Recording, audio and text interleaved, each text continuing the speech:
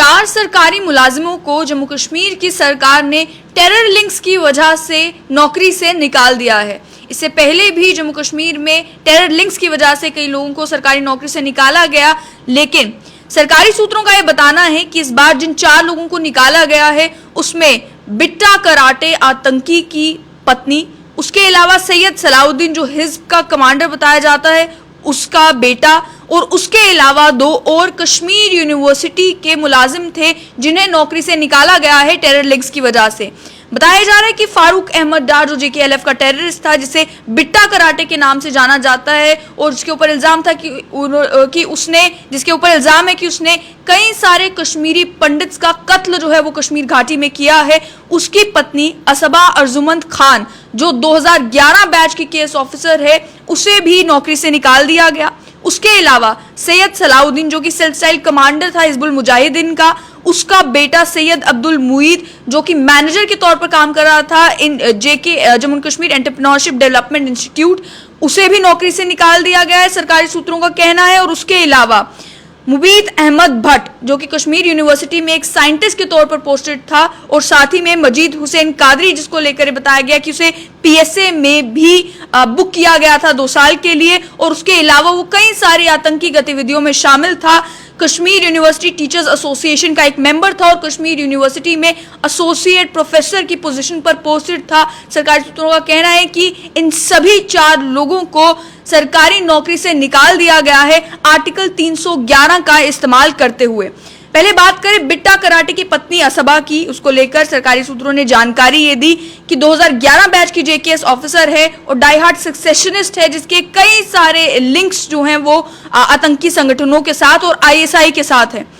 ये कहा गया कि जिस समय बिट्टा कराटे का ट्रायल हो रहा था उस समय उनकी पत्नी स्पॉटलाइट में आई, और ये कहा जा रहा था कि उनकी अपॉइंटमेंट भी जो इनिशियली हुई शेर Kashmir university of agricultural sciences and technology Kashmir में 2003 में, वो भी बैकडोर से की गई थी। एडमिनिस्ट्रेशन में लोगों की मदद से जो है बैकडोर एंट्री उन्हें दिलवाई गई। इसके साथ साथ में बताया गया कि 2003 से लेकर 2007 तक वो काम पर आई ही नहीं, महीनों तक वो छुट्टी पर रही, और जिस समय वो छुट्टी पर थी उसके बावजूद भी उनके खिलाफ कोई एक्शन नहीं लिया गया। ये कहा गया कि फाइनली 2007 में नौकरी से निकाल दिया गया। सूत्रों ने यह भी बताया कि जब वो काम पर नहीं आ रही थी तो वो ट्रैवल कर रही थी, कभी जर्मनी, कभी UK, कभी हेलसिंकी, कभी श्रीलंका और कभी थाईलैंड। वहां पर सूत्रों ने यह भी कहा कि इन्वेस्टिगेशन के दौरान ये पता चला कि वो JKLF के लिए कैश म्यूल के तौर पर काम कर रही थी, और इन बाहरी देशों से जो है सामान इंडिया में लाकर नेपाल या बांग्लादेश के जरिए जो रोड्स हैं उनके जरिए सामान इंडिया में लाकर उन्हें बेचकर और उस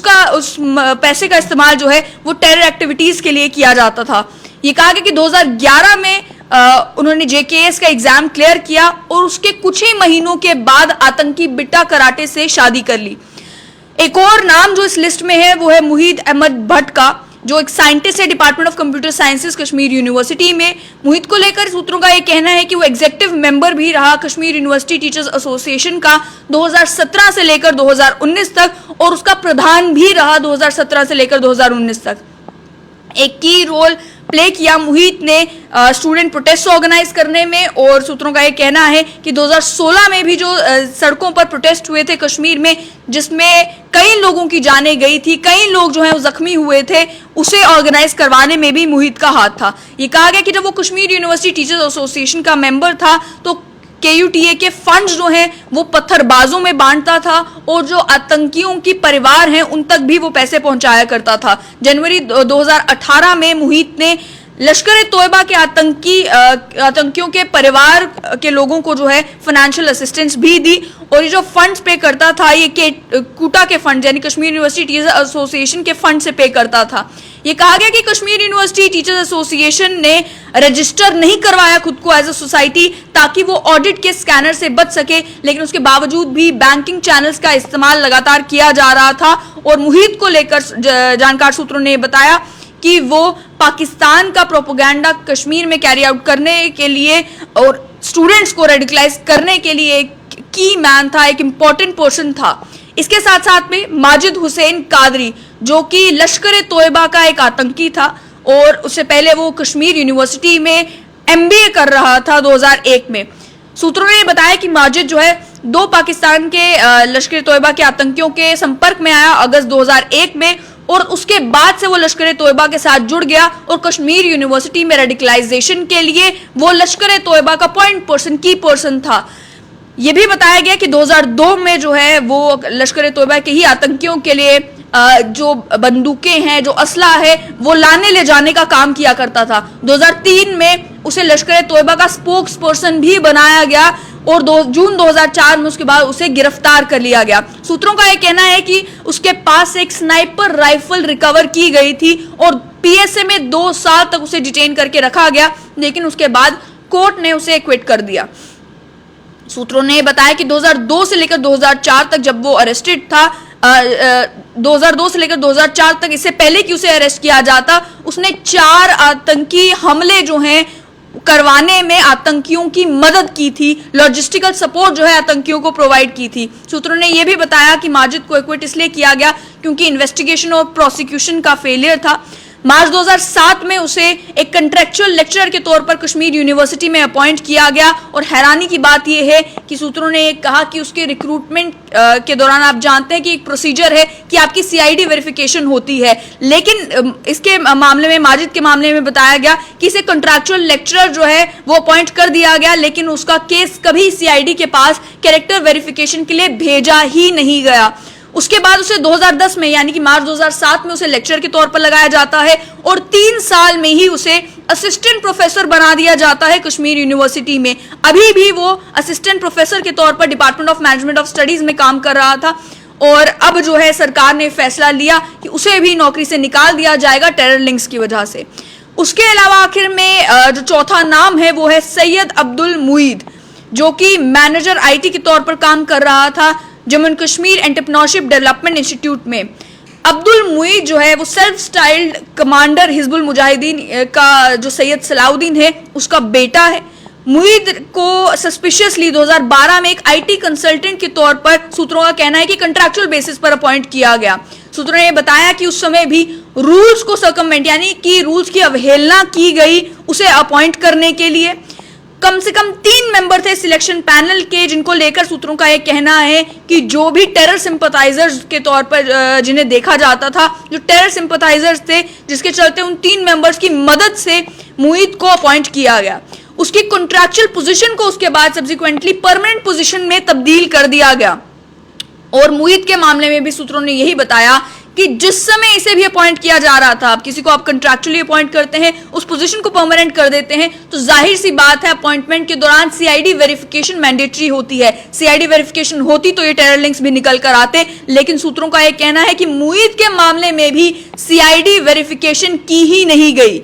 उसके अपॉइंटमेंट 2013 से लेकर 2019 तक जब वो अपॉइंटेड था, सरकारी मुलाजिम था, तब तक 3 टेरर अटैक्स जो हैं वो JKEDI के ही कॉम्प्लेक्स जो पामपोर में है उसके आसपास और उसके अंदर हुए। कई सारे सिक्योरिटी फोर्सेस की जानें जो हैं वो गई, सिक्योरिटी फोर्सेस के जवान जो है वो शहीद हुए, और मुईद को लेकर सूत्रों ने बताया कि उसने क्रूशियल रोल प्ले किया इन सभी आतंकी अटैक्स में, इन सभी आतंकी हमलों में। वो टारगेट्स भी देता था और लॉजिस्टिक्स भी बताता था, सूत्रों ने बताया। इसके साथ साथ में जो जवान लड़के और लड़कियां हैं जो JKEDI में अपनी एंटरप्राइज स्टार्ट करने के लिए आते थे, उन्हें भी गलत गाइड करना, उन्हें भी इंडोक्ट्रिनेट करना, उन्हें भी रेडिकलाइज करने का काम जो है वो मुईद वहां पर कर रहे थे। उसके अलावा ये भी कहा गया कि सलाउद्दीन के अन्य भी जो 2 बेटे हैं उनके बारे में आपको बता दें कि अहमद शकील और शाहिद यूसुफ,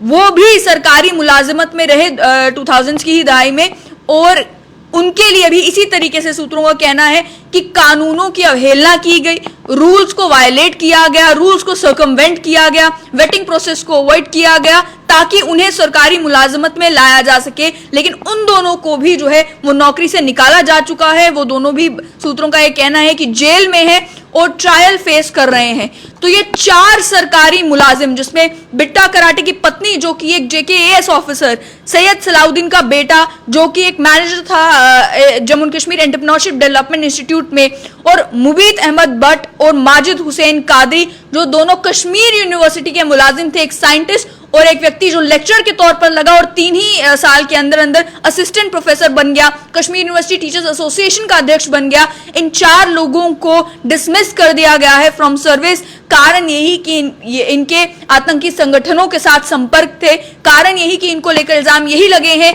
कि इन्होंने जो है आतंकी संगठनों को लॉजिस्टिक्स प्रोवाइड किया, यूथ को रेडिकलाइज करने का काम किया, पत्थरबाजी में मदद की, फंड्स का गलत इस्तेमाल किया और किस तरीके से लश्कर तोयबा हो, हिजबुल मुजाहिदीन हो, अलग अलग जो आतंकी संगठन थे उनके लिए इन इंस्टीट्यूशंस में एक पॉइंट पर्सन का, एक लाइजन के तौर पर काम कर रहे थे कि उन्हें कभी आतंकी हमला करना होता तो ये लॉजिस्टिक्स प्रोवाइड करते, ये बताते किसे अटैक करना है, ये बताते कि ये जो एरिया है वो किस तरीके का है। ये सारा कुछ जो है वो सरकारी सूत्रों ने बताया और ये बताया कि आर्टिकल 311 का इस्तेमाल करके, जिसका इस्तेमाल पहले भी